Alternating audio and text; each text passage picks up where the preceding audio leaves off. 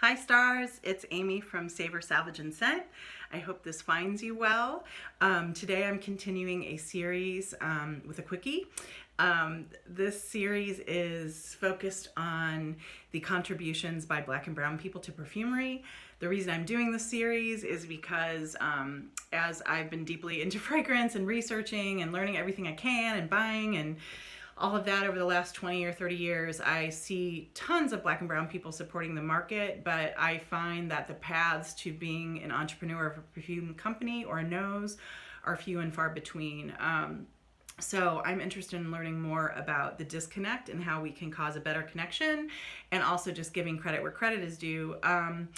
And again, just I'm obsessed with perfume, and I think it's important to know about how all cultures contribute to perfume. So this is again not a chronological series. I am just doing bits and pieces on things that I learn over time and sharing them. And I hope that this is an exchange. I am in no way an expert, and so I would love to hear from you on any topics. If ever you know more about a certain perfume or the way something's made or the history, please let me know. Or if you use it and just know more about it, I would love to hear from you. So today I'm going to talk a little bit about a vintage perfume that I keep reading about.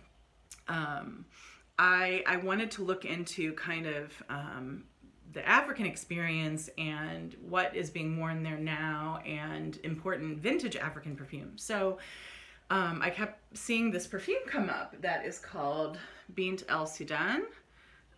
Let's see here. Can you see it? Bint el Sudan. And my understanding is, so this is a small, gosh, I bet it's like 15, 20 milliliters is my guess of oil. And Bintu, I believe, means in Arabic like little girl or daughter. And so basically it's like young girl of Sudan. This was originally produced in, I believe, 1920. And what I kept reading online, I just was trying to get my name on like popular perfumes or oils that have a history there. And I kept reading about this, and it's often referred to as the Chanel No. 5 of Africa. And even that interested me because I was like, that's a Westerner's or white person's like description of it. So like, why is it called that? And as I read more about it, it seems like it's called that because it's just so freaking wildly popular. And then of course my next thought was like, if it's so wildly popular, why can't I find this on Fragrantica? Why isn't this important enough to the market that it's in kind of like one of the most important fragrance databases? Could hardly find any information about it. So then I was really interested to learn more and to share more. So I'm going to share today what I've learned.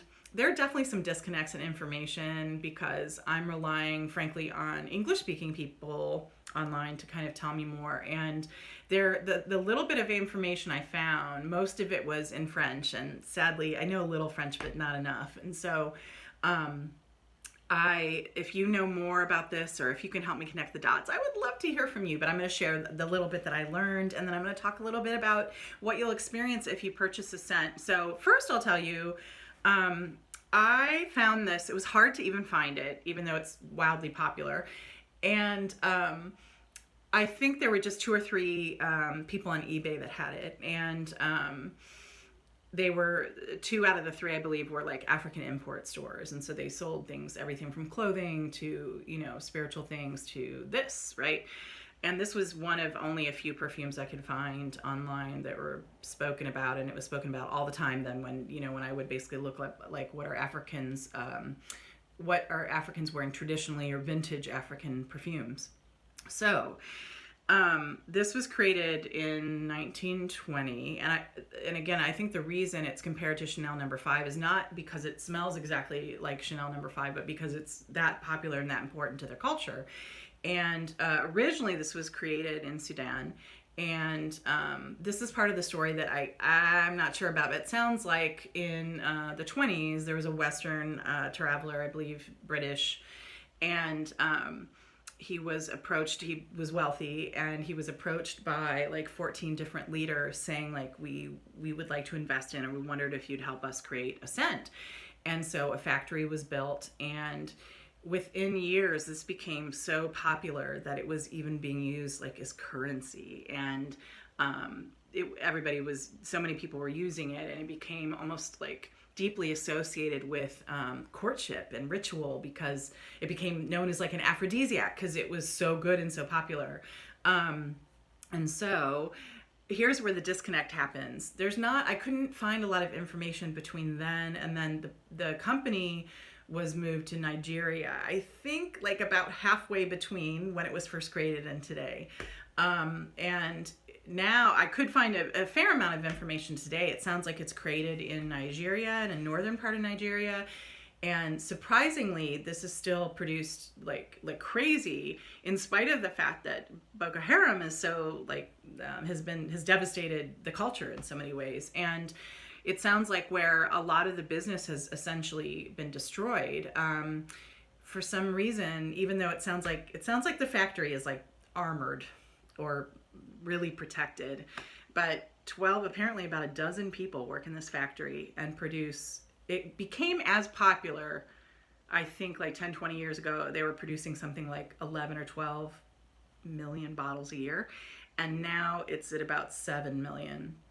And it's so important to the culture that there is this kind of understanding that this factory is, I mean, it sounds like, again, it's protected, but it's somewhat to be left alone. And they make insecticides, it sounds like, and other types of detergents. So things that are very important to keeping clean, et cetera. And this is made there. And again, $7 million bottles a year by about a dozen people.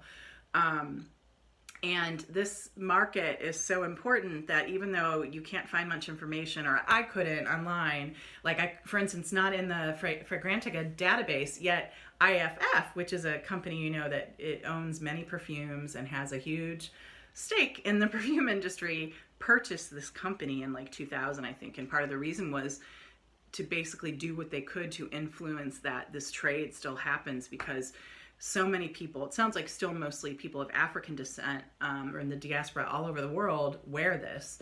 Now, it sounds like too, in certain parts of Africa, that Western perfumes are becoming more popular, but this is still super, super popular. And I would say it's interesting, as far as the scent, it definitely has, so it has a 1920s feel, like entirely. It's an oil. And again, this is one of those things where, again, I couldn't tell like what part of the tales are true, but like, I think a Westerner had written that the reason it was oil-based originally is because Muslims don't get down with alcohol. The Muslims I know just don't drink alcohol, but I don't think that the Muslims I know wear alcohol-based perfume. So maybe it was that way originally when they were making this. Not sure, but it's an oil-based. It's very dark. I don't know if you can see it. The juice itself is like forest green, beautiful color. And when you open this baby, it's got like a little cork, and then you can kind of use it as a dabber. Of course, you can do this too. But oh my gosh, it is intoxicating. It smells so good. When I was reading about it, some travelers who had spent time in Nigeria were saying that like if you go to the market, you smell this all over. And it's interesting because it sounds like people, whether they live there or in the other places in the diaspora, often still today use this in kind of like spiritual work or spiritual cleansing. And it's even been rumored to have been used in like circumcision and stuff. So I'm not sure if that still holds true today. The scent is incredible. And if you need something to compare it to, if you haven't smelled it, I would say it doesn't to me smell like Chanel No. 5. It smells a lot like other perfumes from the 20s though. And I would say for me in my collection, it smells a lot like the Lanvins from that time. I think Scandal Arpege are from around that time. They definitely have some similarities. The notes in this, again, I was having the hardest time finding information about it, but the things I could find and what comes out to me when I smell it are 3 flowers and then a few base notes. So the flowers are lilac, lily of the valley. Oh gosh, what am I forgetting? There's another one. Jasmine, of course. Totally, yeah. I should have gotten that just from smelling it.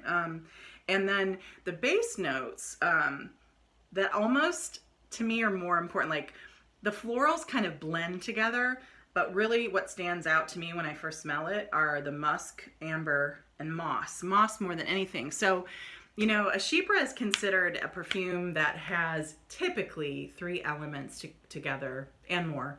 But the 3 important elements are usually a moss, an ochre, tree moss, something resinous or like a balsam, something like that, and then usually a citrus. So citrus doesn't come out in this for me, but man, does it smell like a chypre because of the moss. It is so oak mossy.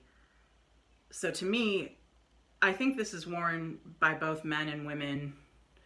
It could definitely be worn by both men and women. In my opinion, it's gorgeous. It's got like depth, it's floral, it's kind of everything.